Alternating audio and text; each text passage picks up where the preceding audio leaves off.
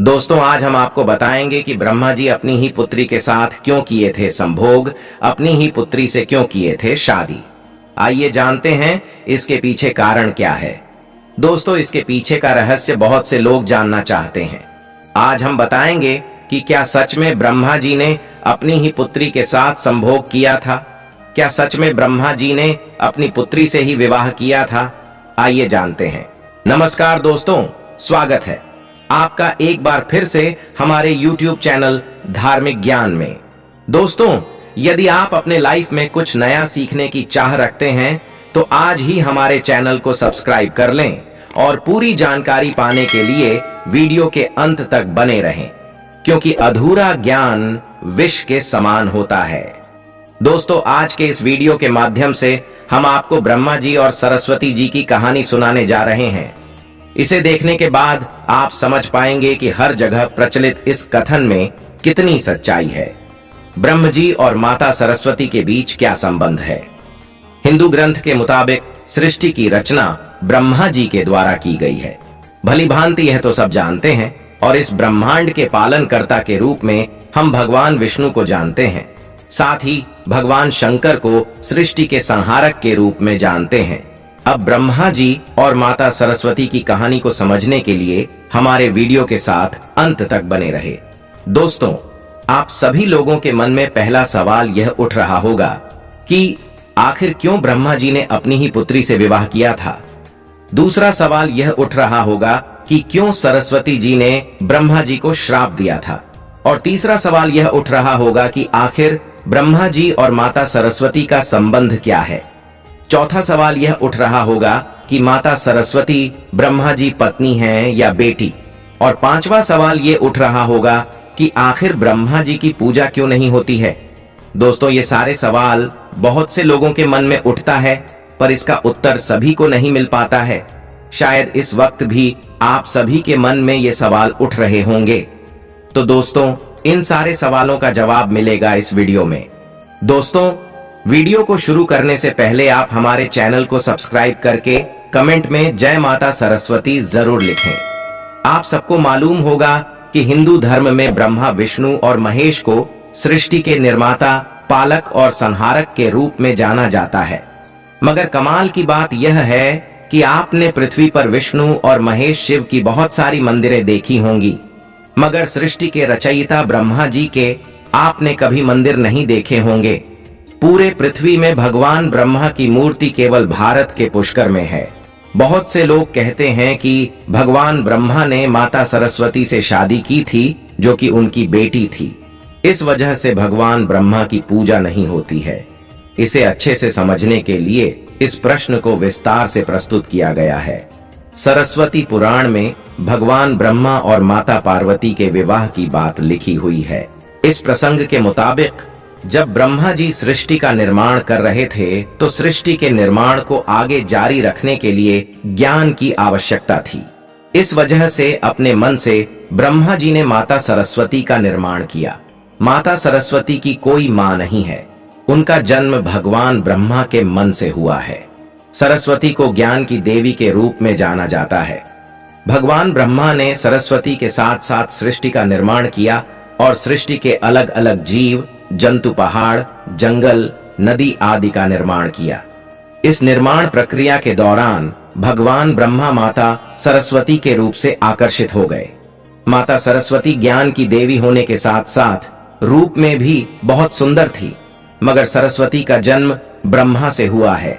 इस वजह से जब भगवान ब्रह्मा सरस्वती की तरफ मोहित हो गए, तब देवलोक में उनकी बहुत निंदा हुई। हालांकि इन सब के बावजूद ब्रह्मा जी ने माता सरस्वती से विवाह कर लिए और लगभग 100 साल तक दोनों लोग पृथ्वी पर जंगल में निवास किए।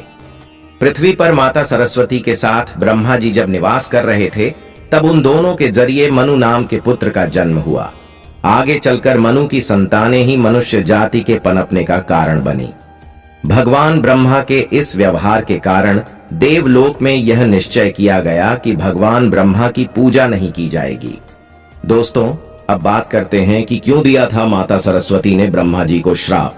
हिंदू धर्म की कथाओं की माने तो अपनी ही बेटी से शादी करने के कारण भगवान ब्रह्मा की सभी देवताओं ने बहुत आलोचना की और ब्रह्मा जी को उनके किए की सजा देने के लिए सभी देवता मिलकर भगवान शिव के पास गए और ब्रह्मा जी को सजा देने के लिए कहा।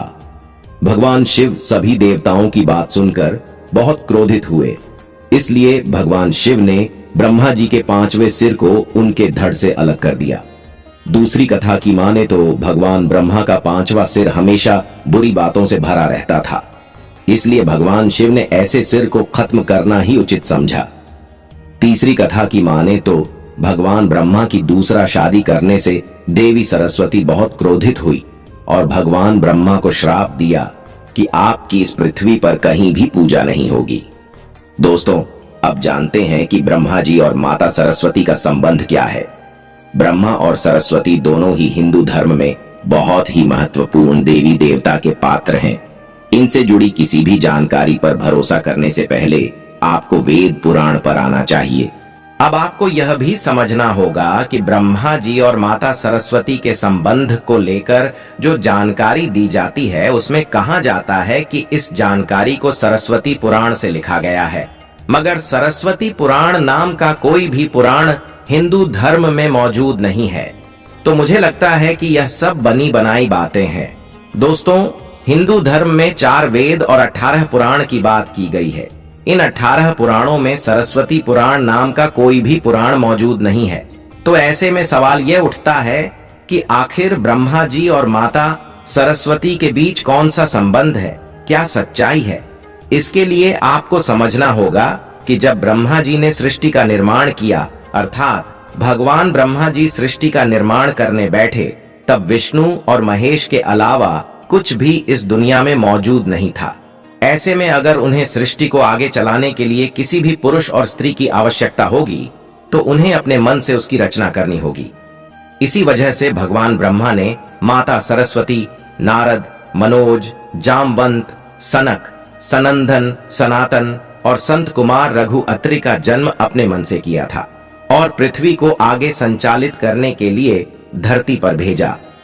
ब्रह्मा जी ने पृथ्वी पर ज्ञान के संतुलन को बनाए रखने के लिए उन्होंने माता सरस्वती को अपने साथ रखा और साथ रहने वाली स्त्री को पत्नी का दर्जा दे दिया गया। आपके मन में यह सवाल होगा कि सरस्वती पत्नी है या ब्रह्मा जी की बेटी, तो यह सवाल मन में आना ही चाहिए। अगर ब्रह्मांड में मौजूद हर चीज की रचना भगवान ब्रह्मा ने की है, तो बेटी हो या पत्नी, दोनों की ही रचना भगवान ब्रह्मा जी के ही द्वारा संभव थी।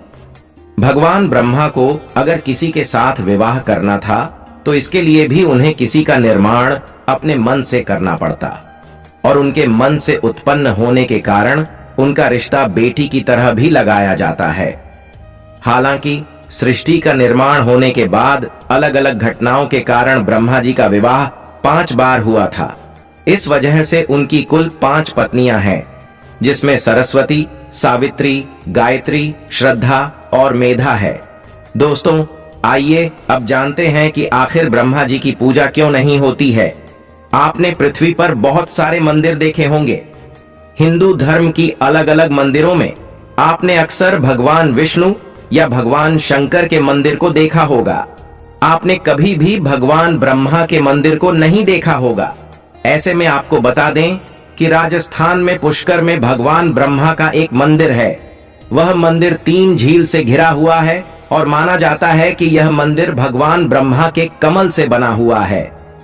प्रचलित कथा के मुताबिक सृष्टि का निर्माण करने के बाद एक राक्षस ने धरती पर खूब उत्पात मचाया था। जब इस राक्षस ने भगवान ब्रह्मा के साथ बदतमीजी शुरू की, तब ब्रह्मा जी ने राक्षस का वध कर दिया और इस दौरान उनके कमल के 3 टुकड़े धरती पर आकर गिरे, जिससे बड़े बड़े झील बन गए। आज यह स्थान भारत के पुष्कर नाम के इलाके में है और उस झील को व्यवस्था मध्यम और कनिष्ठ पुष्कर कहा जाता है। इन झीलों के निर्माण के कारण वहां पर एक यज्ञ करवाने का निश्चय किया गया।